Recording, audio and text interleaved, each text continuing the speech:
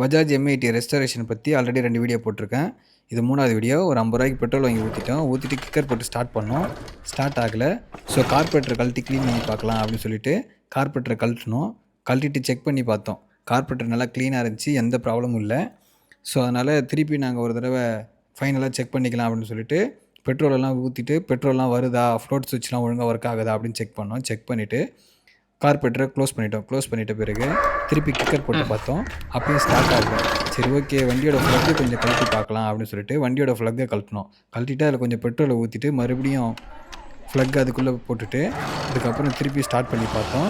ஒரு 5-6 தடவை கிக் ஆச்சு. 6வது தடவை ஸ்டார்ட் ஆகிடுச்சு. ஸ்டார்ட் ஆன பிறகு தான் பார்த்தோம், லைட்லாம் எரியுது, இண்டிகேட்டர்லாம் எரியுது, வண்டி ரொம்ப நல்லாவே இருக்குது. ஸோ அதனால் ஒரு டெஸ்ட் ரைடு எடுத்துகிட்டு போகலான்னு சொல்லிட்டு அந்த வண்டியை வந்து கொஞ்சம் ஊருக்குள்ளே கொஞ்சம் ஓட்டி பார்த்தோம். ஃப்ரண்ட் வீலில் காற்று இல்லை. ஸோ அதனால் போய் காற்று மட்டும் அடிச்சுட்டு வண்டியை ஒரு 10 கிலோமீட்டர் ஓட்டிட்டு வீட்டில் விட்டுட்டோம்.